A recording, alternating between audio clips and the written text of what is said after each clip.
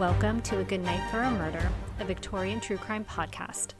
My name is Kim, and it is finally spooky season. And whether or not you believe in ghosts, let me tell you, the Victorians sure did. I have some spooky episodes lined up for you this month, and I hope you love them. Tonight's story is famously known as the only case in which testimony from a ghost helped convict a murderer. This is the story of the Greenbrier Ghost. But first, a Victorian society tip.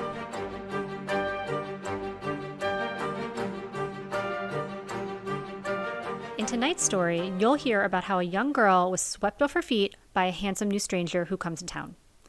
Unfortunately, as you might have already guessed, it goes badly for her. So it got me wondering, how else is someone to meet their spouse in the Victorian era? And I started reading about lonely heart ads, or matrimonial advertisements as they were known then. They placed personal ads in the newspapers, just like us. If you're not familiar with personal ads, matrimonial advertisements could also be described as a Victorian version of a dating site profile. People would place an ad in the newspaper with a little info about themselves and what they were seeking and wait for responses. It took a lot longer, of course, but they were a thing. Here are 3 matrimonial advertisements for your enjoyment. First one, a bill for a wife. Charles Warren, Warnhill, Dorset. My family is as follows. The eldest boy is 13 years old. The younger boy is 5 years old, and a girl 8 years old. My house is my own, and I have no rent to pay. I have an acre of potatoes, half blue and half whites this year. My wife has been dead 13 months ago, last Shroton Fair. The children live with themselves in the daytime, but I am always at home with them at night. I do think it would be better if there was a woman to look after them, both for the children and myself. I have got 8 shillings a week for my work and the boy 2 shillings a week and have constant employ.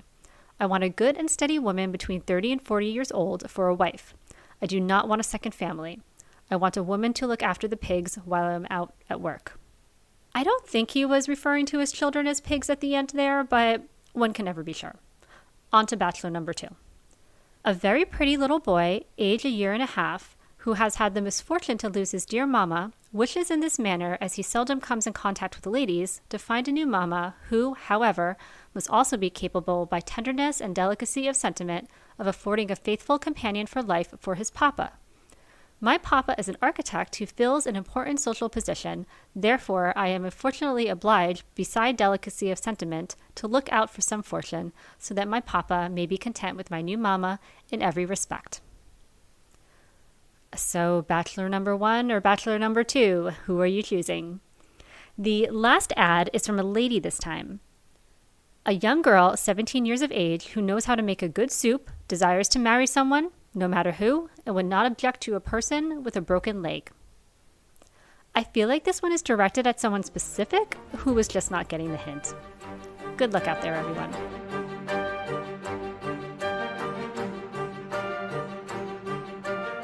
Before we get started, I just wanted to read a very nice review that was submitted for the show on Apple Podcasts. The show doesn't have too many reviews so far, so if you're enjoying the content and are inclined to leave a review, I'll probably read it on here, if that's any incentive. So this review is from Raven Disaster. Raven, like the bird, so clever. And the review says, a true crime podcast set during the Victorian times? Sign me up. The episodes are jam-packed with information, but not in a way that might feel boring. It's entertaining and you learn something interesting. Can't wait for more. Raven, such kind words. Thank you. Again, I am just starting out. I am a team of exactly 1, and if you want to leave a review to help support the show, that would be amazing.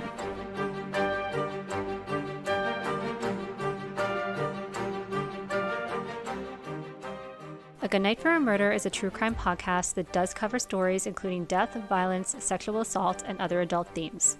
Please take care while listening.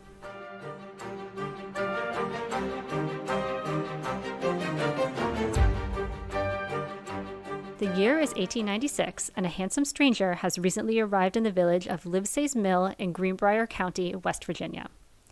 His name is Erasmus Stribling Shue, though he introduces himself as Edward and tells everyone to call him by his nickname, Trout. I'm going to call him Edward. So Edward is 35 years old.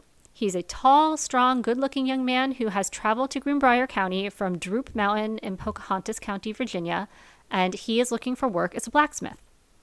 He's hired by local blacksmith James Crookshanks, and it isn't long before he gains a reputation of a swell guy who is generally liked by the community. Now, Edward catches the eye of 20-year-old Elva Zona Heister, a farmer's daughter who goes by her middle name Zona, and she is immediately smitten with him. And Edward is quite taken with her as well. Now, there's only one problem here, which is Zona's mother, Mary Jane Heister, doesn't quite like something about Edward, but she can't quite put her finger on it.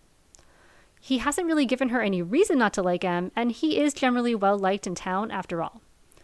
So when Edward and Zona begin courting, her mother doesn't have much of an argument to make against it. And shortly thereafter, Edward and Zona are married on October 20th, 1897. They move into a modest log house over the mountain from Zona's family home.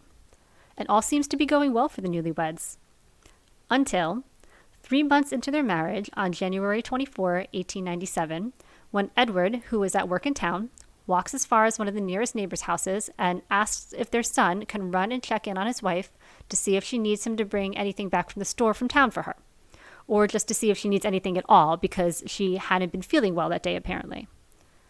The boy's mom says, well, he's doing chores right now, but sure, I'll send him around later. And Edward seems a little perturbed by this, but he says okay, and he goes back to work. He dropped in again at least one more time, if not more, to check if the boy had gone to check on Zona yet. And finally, around 1 p.m., 12-year-old Andy Jones makes his way over to the Shoe residence to deliver the message from Edward to his wife. As he approaches, he notices the house is completely shut up, and it's very quiet. As he gets closer, he notices blood on the front porch leading into the house. Now, this is the Appalachian Mountain region in West Virginia.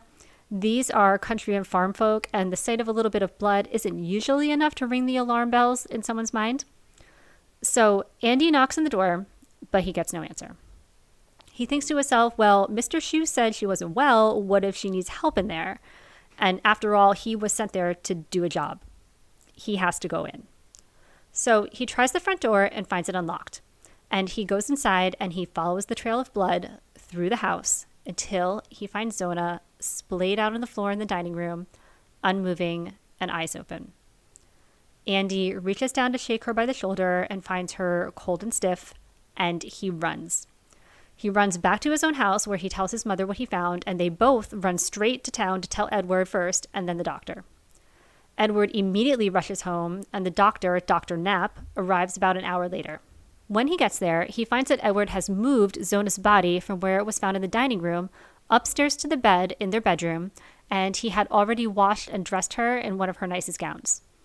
In fact, I believe it was the same dress she wore for their wedding, which was burgundy in color, I believe, and had a high Victorian-era style collar on it.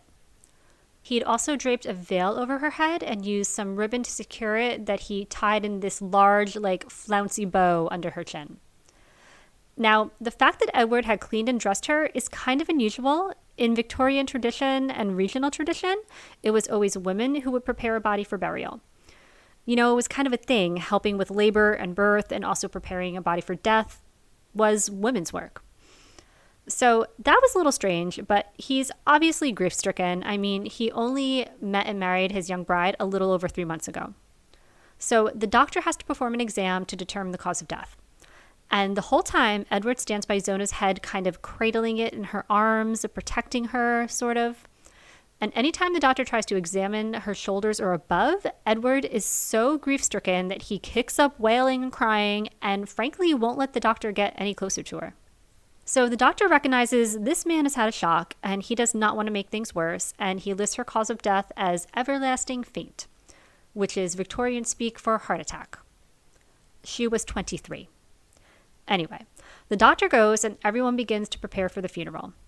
At the funeral, Edward has added a scarf to Zona's neck that does not match her dress, and when her mother remarks on it, he says, well, it was her favorite and she'd want to be wearing it. He's also rolled up a sheet and some sort of jacket or other garment and placed them on either side of her head so she can be comfortable, he says. And the entire time, he hovers near the head of the casket, kind of crying, wailing, leaning over her, especially if anyone starts to come too close. And a lot of people think this is a little odd, but who are they to say? He's in mourning, right? When Zona's mother, Mary Jane, who distrusted him in the first place, sees this, she can just feel it in her bones that something is not right. But for now, she keeps this to herself. And after the funeral, and after her daughter is buried, Mary Jane goes home. She has with her the sheet that Edward placed beside Zona's head, and she goes to wash it. And as she dips it into the washing basin, although the sheet was clean, Mary Jane watches as the water briefly turns a deep shade of red, as if blood were soaking out of the cloth. But she only sees this for a moment, and then it's gone. Mary Jane takes this as a sign that her instincts about Edward and her daughter's death were right, and she suspects foul play. So, Mary Jane starts to pray. She prays and she prays for weeks that her daughter will come back so she can know what truly happened to her. And then, one night, as Mary Jane is laying in bed, having just finished her prayers, she sees a light in the hallway. The light grows closer and closer until it enters her room and fills it with a chill. At first, the light isn't very bright, but it starts to organize itself around one central point and get brighter until Mary Jane sees her daughter standing at the foot of her bed. And her daughter speaks to her. She tells her that things with Edward were not as they seemed, that he was an angry man and violent. And on the night before her death, he came home and was angry that Zona hadn't made any meat to go with supper. So he grabbed her by the neck and he snapped it. Then Zona turned her head completely around 360 degrees and walked out of the room, staring backwards at her mother, and dissolves into the night. Mary Jane says Zona visited her 4 nights in a row, and after the 4th night, she can't keep this to herself anymore. She goes to visit the local prosecutor, James Preston, and she starts pleading her case. She describes the dress Zona was found in, and she describes the wounds that they'll find on her. Maybe Preston had a bit of an intuition himself, or he felt he owed it to this grieving mother, but he asks a few questions around town, and he learns about Edward's unusual behavior at the funeral. He does a bit of background check on Edward's character, and he's surprised to learn that Edward has in fact been married twice before. His first marriage ended in divorce, with his wife citing his violent temper as the reason, and his second marriage ended after less than a year when Edward was widowed as the result of an accident in which Edward was on the roof doing some brickwork and accidentally dropped a basket of bricks on his second wife's head. He also learned that during a prison stay for horse theft, Edward often bragged about his goal to marry 7 women in his lifetime. Preston then speaks to the doctor who examined Zona after her death, Dr. Knapp, and Dr. Knapp admits, well, no, he did not carry out a full examination on Zona. Edward wouldn't let him. So the prosecutor decides they need to open a case, and they're going to exhume Zona to perform a full autopsy. Of course, Edward protests, but he can't stop them, and they exhume Zona, and Dr. Knapp and 2 other doctors carry out a full autopsy in a 1-room schoolhouse down the road from the cemetery. They find bruising on her neck and throat, torn and ruptured ligaments in her neck, a crushed windpipe, and that her neck was broken between the first and second vertebrae, just as Mary Jane described. And they officially change her cause of death to strangulation. A coroner's inquest is held, and a little over a month after Zona's death, Edward is charged with murder. The trial begins June 30th of the same year, and Edward pleads not guilty. In fact, he seems pretty confident that due to the circumstantial nature of the case, he'll be fine. He goes as far as to remark to reporters that they won't be able to prove a thing. Now, when Zona's mother, Mary Jane, takes a stand, the prosecution is very careful to steer clear of discussing the visions or ghostly sightings she claims to have had that started all this. But the defense dives headfirst into this narrative, relentlessly questioning her about what they dismiss as dreams, trying to discredit her and make her look crazy. But the tactic backfires on them. Mary Jane sounds so competent and sure of what she saw that she does not waver her story. She doubles down over and over that she was fully awake and her daughter came to her and told her what happened. And the jury believes her. It was a very common belief during the Victorian era that our deceased loved ones could be summoned from the other side to communicate with us. This was believed even more so within certain communities in the Appalachian Mountain region. It took the jury only 1 hour to return a verdict of guilty and recommend a sentence of life in prison, which the judge agreed with. Following the trial, before Edward could be transferred to the state prison to serve his sentence, a lynch mob tried to break into the prison with the goal of hanging Edward. But the deputy sheriff managed to disband the mob, and Edward was transferred to the West Virginia State Penitentiary in Moundsville, West Virginia, where he lived for another 3 years before dying of a flu epidemic that swept the prison in the year 1900 at the age of 38. He was buried in the prison cemetery, which is known today as White Gate Cemetery in Moundsville, West Virginia. Zona is buried in the Soul Chapel Methodist Cemetery in Meadow Bluff, West Virginia. In 1881, the state put up a historical marker nearby that reads, "Interred in nearby cemetery is Zona Heister Shue. Her death in 1897 was presumed natural until her spirit appeared to her mother to describe how she was killed by her husband, Edward. Autopsy on the exhumed body verified the apparition's account. Edward, found guilty of murder, was sentenced to the state prison.